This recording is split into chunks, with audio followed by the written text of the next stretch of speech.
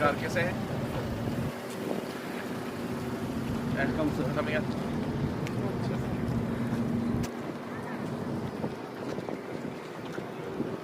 Saman God! And then salute! Salam Yasas!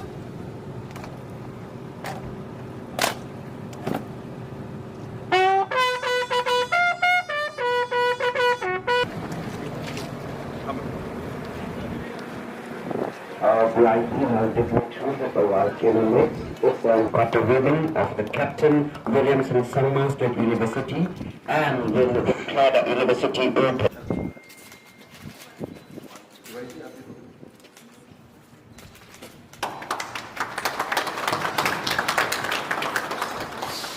Proud moment for all of us. Let us capture ourselves as this is our university, our asset.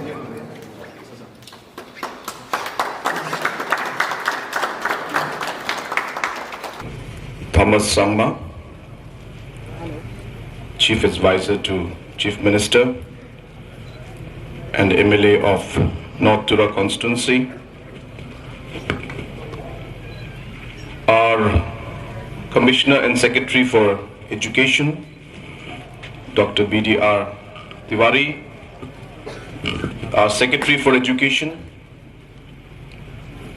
all the other officials of the Education Department, Deputy Commissioner of West Garo Hills District, our Vice Chancellor of the University, the Registrar and all the other officials, different principals of different colleges from Garo Hills and different parts of the state, and most importantly all the citizens of different parts of Garo Hills and the state of Meghalaya who have come here to witness and to be part of this historic and a landmark day, kind of a historic day for each and every one of us. The very outset, I thank God Almighty for blessing us with this day, and more importantly for blessing us with this university. This is a red letter day for all of us. It's been 50 years of our statehood, and though many things have happened, many things have changed, many things have moved forward, but it has taken us 50 years to have our own university. And it's a matter of pride and a matter of honor for all of us that on the 50th year of our statehood, this Golden Jubilee celebration, that we are inaugurating this building, and that too in the name of Captain Williamson Sangma, who was our first Chief Minister when the state was formed. And therefore, it is very befitting that on the 50th year, we remember him and dedicate this college, this university, which is named after him, to the people of our state. As was mentioned by many people before me, this was a technical university, and limited courses were supposed to be taught here. But because of different circumstances and different challenges that we faced in the previous years, and also in order to ensure that we have our own university. The cabinet had decided that this technical university should be converted into a full-fledged state university. And for that, necessary steps have been taken, and we are awaiting the proposal or the ordinance to be ratified by the Honorable Governor. Once that is done, the official ordinance will be notified, and we will be able to start the different functioning and different courses from this very campus. As was rightly said by the Vice Chancellor, that this infrastructure that we have is not enough, and that we need to work towards creating a proper blueprint and a master plan to ensure that this university has all the necessary facilities that are required by the students and for a university to function in a proper manner. Let me assure all of you that that is exactly what our plan is. Apart from basic things like the boundary wall, which has been sanctioned now, and we expect the work to start soon. We have already sanctioned the road connectivity from the main road up to the campus and this building out here, for which also we expect the work to start very soon. And as suggested, we have already started working on a larger picture and larger plan on where this university should go in the coming years. As mentioned earlier, this was supposed to be a technical university, and hence the scope and the plan was limited. But now, with the overall expansion of this into a full-fledged university,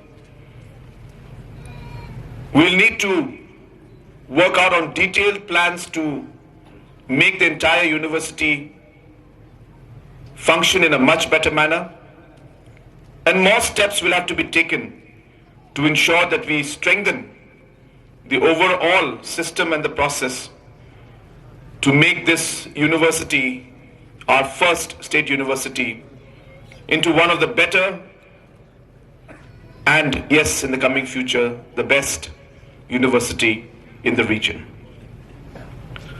Friends, education has been one of the top priorities for this government. I remember in 2018, when we had taken over, I was given a presentation on the 2,600 government LP schools,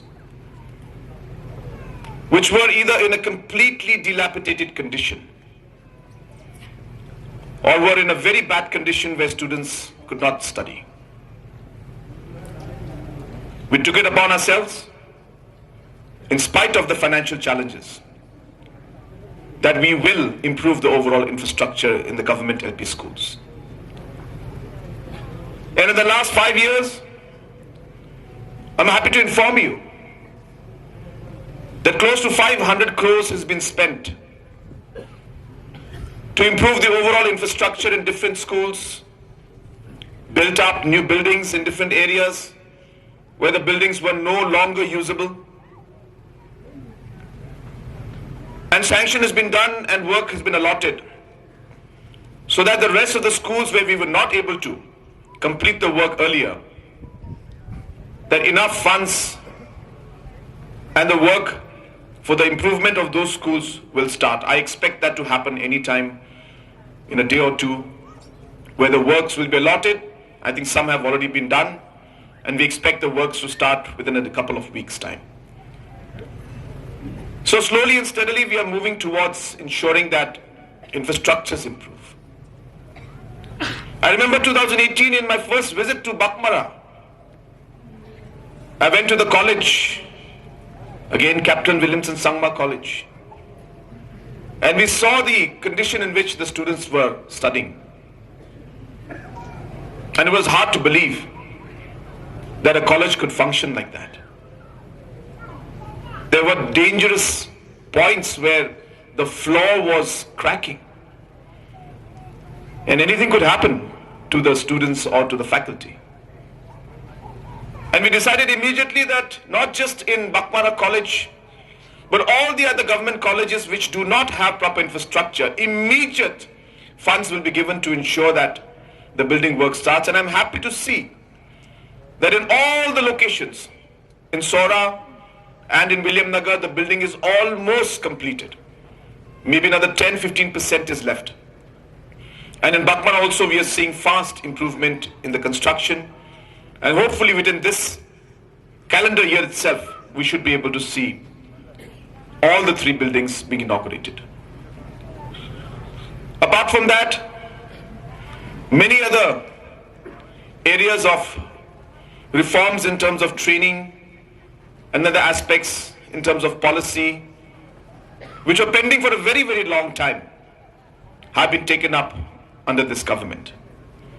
And therefore, I feel very happy and satisfied to look back at this last 5 years and see the kind of work that has gone into education and see that the overall level of education goes up.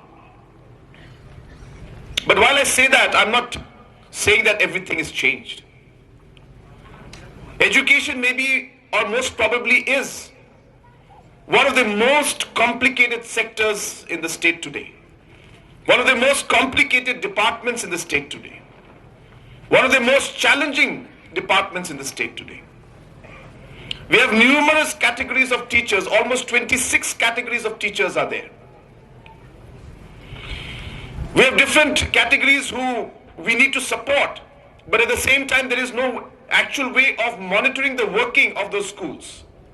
There's very little say from the government side, though the financial impact is there, of over 2,000 crores which we have to spend for different ad hoc and deficit schools and colleges.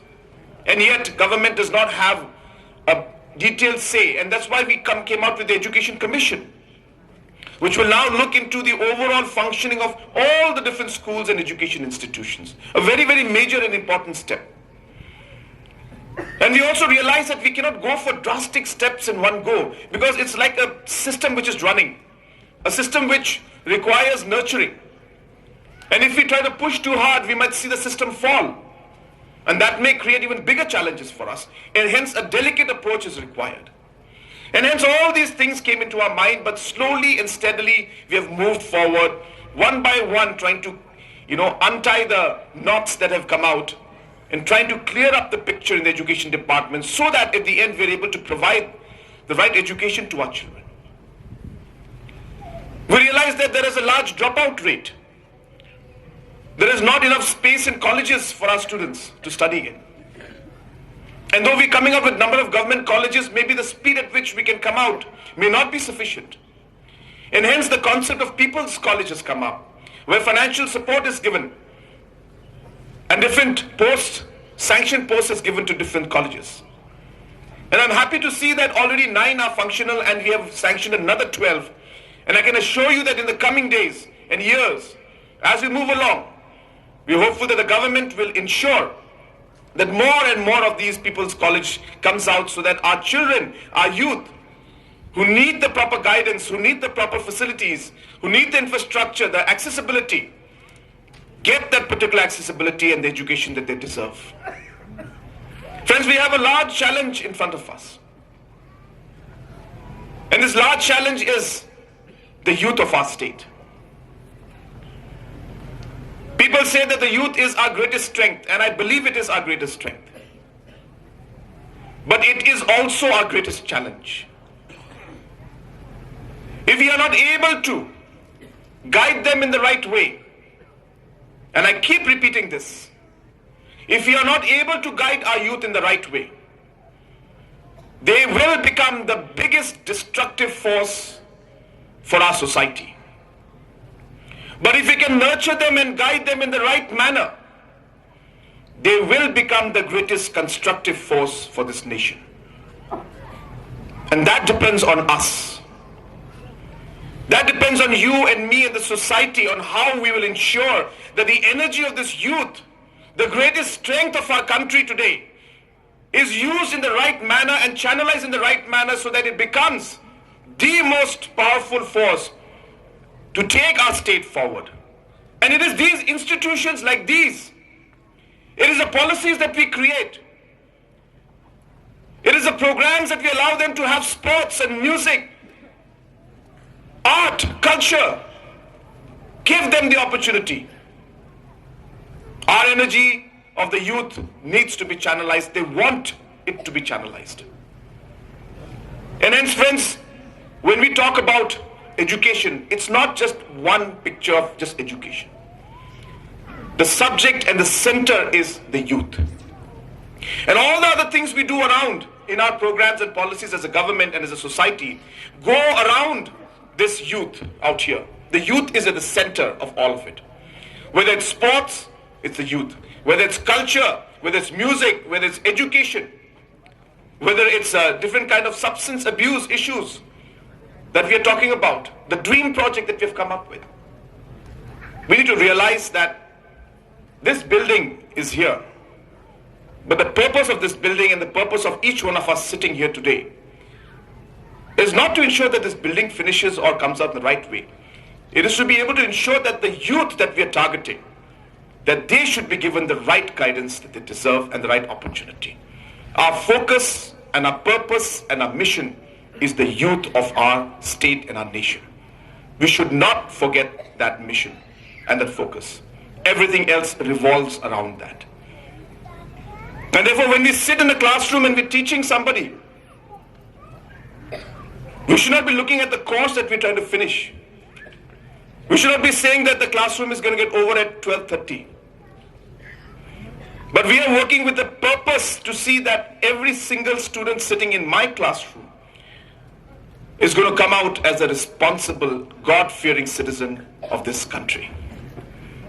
And until and unless we don't approach the education sector with that mission and purpose in our mind, we are failing in our duty to be able to provide the right education to our children. And that is why it's very important that we keep reminding ourselves, what is it that we are here for? What is our purpose? Why are we creating these universities?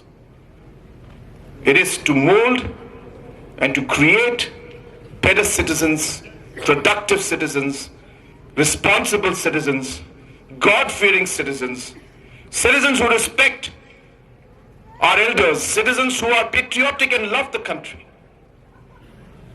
I hope that this university will become a temple and an institution to ensure that we are able to create such responsible and productive youth for the future of our state. Friends, I would love to have continued here and stayed here with all of you, but I have multiple programs in Shillong. There is a wonderful program of our women commandos passing out today, the first batch of women commandos. I think it's a great moment for all women as well as for all of us that today we are seeing such kind of things happening. I will also be inaugurating today the second 5-star hotel in our state. So after Taj Vivanta, we're having the Marriott Hotel today being inaugurated. So that'll happen at 6 o'clock. We'll also be inaugurating a 200-seater call center in Shillong today. Another opportunity for our youth to be able to get the employment that they deserve. This morning I inaugurated the museum under the Tribal Affairs Ministry along with the Garo Hills Autonomous District Council in Chidekri. A really beautiful and wonderful museum. I think all of you should go and see it. It's a great marvel, I should say, and a great building. I think one of the best looking buildings in our region at least. And I'm sure that one of the better ones in the entire state. We also inaugurated the road that goes all the way to Nokrek. And this road also will usher in a huge opportunity for tourism for our people and creation of self-employment. And I'm sure that it will be a great blessing for all of us. And hence, it's a great day. I've also laid the foundation stone today of what we're calling the mini secretariat in Tura.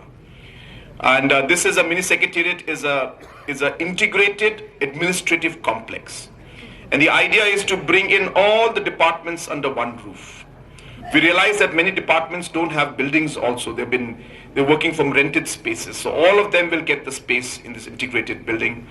The chief minister's cabinet the room will be there, a cabinet room will be there, different ministers' room will be there, so that whenever ministers come, they can actually sit and they can have discussions. The same setup is being created in Jowai, the same setup is being created in Peninsula, and we'll try our best to ensure that this kind of a complex comes up in different parts of the state, so that administration is unified and we are able to provide prompt and good service to the people of our state.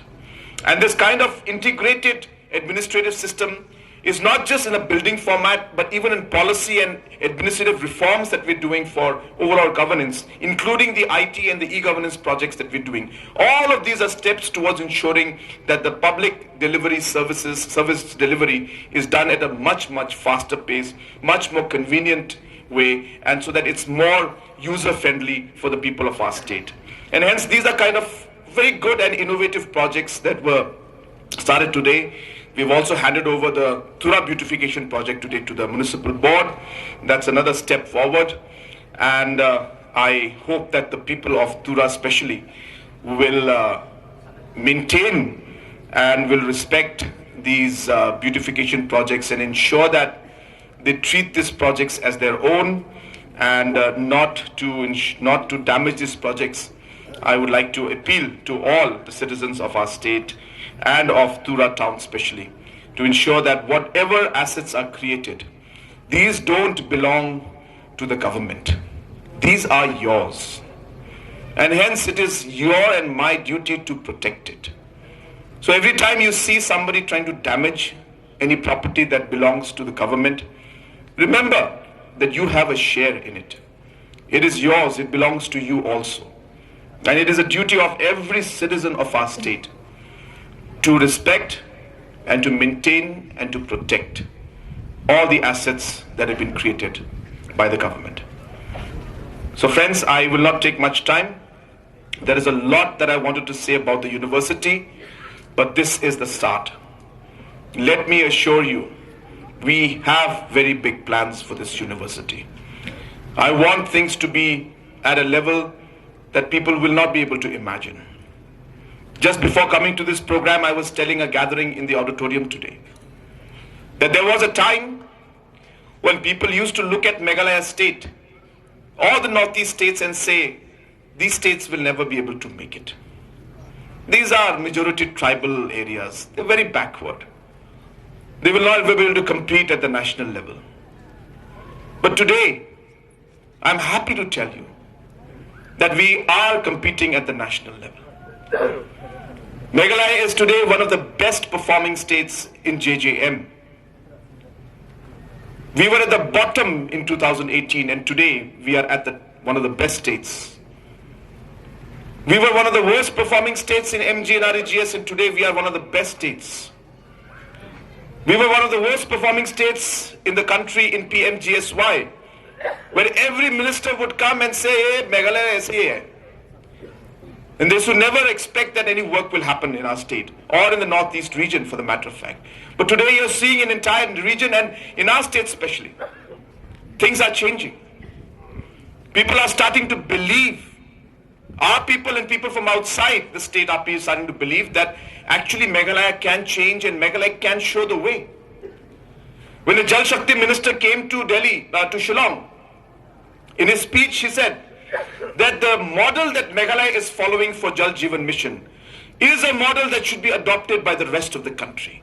I think these are real powerful words that he used, and really a kind of a testimony as to how things are changing.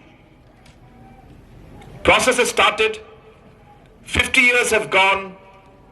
It is time for us to now dream and plan and work towards the next 50 years, so that the generations that will come after us will look back and say, yes, that our elders who had taken the government or had worked towards in the government or worked in the education sector at that time when we were just at the dawn of the next 50 years of our statehood. At the end of the centenary celebration when we look back, the people at that time will then say good things about us and say that, yes, they did the right thing, they laid the right foundation, they took the right decision, and because of those decisions, we are here today, Meghalaya, in, this would be which year? 50 years from now, 2072. So in 2072, when I think most of us will not be here anymore, let the people then look back and say that we did the right things. And I hope that with that vision, with that far-sightedness, with that goal in mind, not about just today, tomorrow, or small projects, we can't work thinking in small ways. We have to think big, we have to dream big, we have to think of 50, 100 years down the line. I think that's what leadership is about, that's what work is all about, that's what dreams are about. And I hope that in the days to come, we all will work as a team to be able to really provide that vision, the foundation, and the goals for our future generation. So friends, I said I am very, very late, but this is a great moment. I'm very, very feeling emotional because this is really a historic moment for us. And I don't know how many of you can feel it and realize what this means to us, but those who realize what this means, I'm sure are feeling the same way that I am.